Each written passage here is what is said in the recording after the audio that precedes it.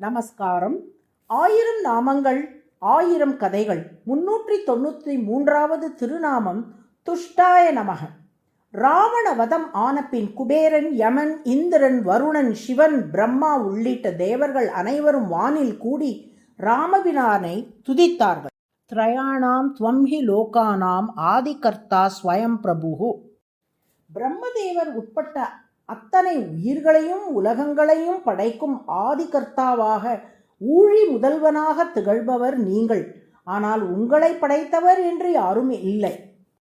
அந்தேச்ச ஆதௌச்ச லோகானாம் திருஷ்யசே த்வம் பரந்தப. உலகங்கள் படைக்கப்படுவதற்கு முன் நீங்கள் இருந்தீர்கள். உலகங்கள் யாவும் ஊழி காலத்தில் அழிந்த பின்னும் நீங்கள் இருப்பீர்கள். இப்படி எல்லாம் பிரம்மாவும் மற்ற தேவர்கள் ராமனை பார்த்து துதி செய்தவாறே அவர்களை தடுத்து ராமன் கீழ்கண்ட வாக்கியத்தை சொன்னான். ராமம் தசரதாத்மஜம். பொதுவாக இவ்வாக்கியத்திற்கு பொருள் உரைப்பவர்கள் ராமன் தன்னை இறைவன் என்று அறியவில்லை.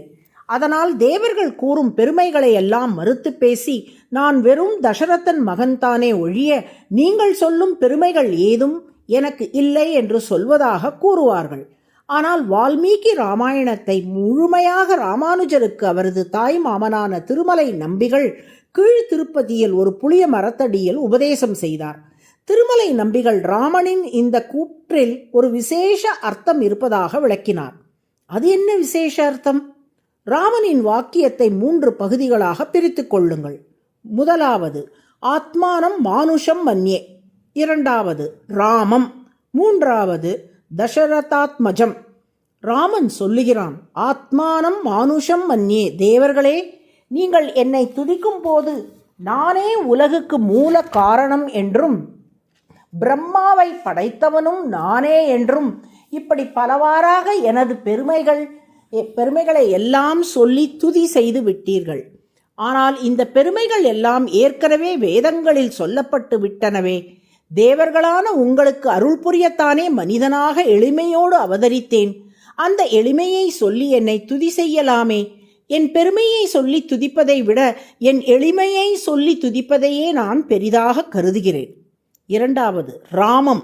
அவ்வாறு எளிமையை சொல்லி துதிக்கும் போதும் நாராயணன், வாசுதேவன், வைகுண்டநாதன் போன்ற எனது பெயர்களை சொல்லி துதிக்காமல் நான் எளிமையோடு பூமியில் அவதாரம் செய்தமைக்கு அடையாளமாக ராமன் என்ற திருப்பெயரை சொல்லி அழைத்து துதி செய்யுங்கள்.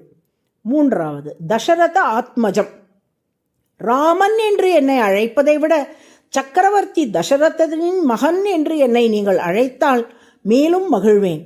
ராமன் கூற வரும் கருத்து, மற்ற விஷயங்களை எல்லாம் சொல்லி அவனை துதிப்பதை காட்டிலும் தசரதனின் மகன் என்று அழைத்து துதி செய்தால் அதுவே ராமனுக்கு மிகவும் பிரியமானதாக இருக்கும். ஏன் அப்படி? வைகுண்டத்திலேயே திருமால் இருந்தால் பக்தர்களால் அவரை அணுகவே முடியாது. அங்கிருந்து இறங்கி வந்து தசரதன் மகனாக அவதாரம் செய்தபடியால் தான் எல்லா பக்தர்களாலும் அந்த இறைவனை எளிதில் அணுக முடிகிறது. தனது தந்தையை தானே தேர்ந்தெடுக்க வல்ல அந்த இறைவன் ராமாவதாரத்துக்கு தந்தையாக தசரதனை தேர்ந்தெடுத்தார். அவருக்கு மகனாக வந்து பிறந்து தனது எளிமையை அடியார்களுக்கு நன்கு வெளிப்படுத்தி காட்டினார். தசரதன் மகனாக திருமால் அவதரித்தது தான் எல்லா பக்தர்களும் அவரை அணுகுவதற்கு நல்ல வாய்ப்பை ஏற்படுத்தி தந்தது. எனவே தன்னை எப்போதும் தசரதன் மகன் என்று சொல்லிக் கொள்வதிலேயே மகிழ்வாராம் ஸ்ரீராமன். அதனால் தான் இன்றளவும் வைணவ நெறியில் ஸ்ரீராமன் என்று சொல்லாமல் சக்கரவர்த்தி திருமகன் என்றே சொல்லுவார்கள்.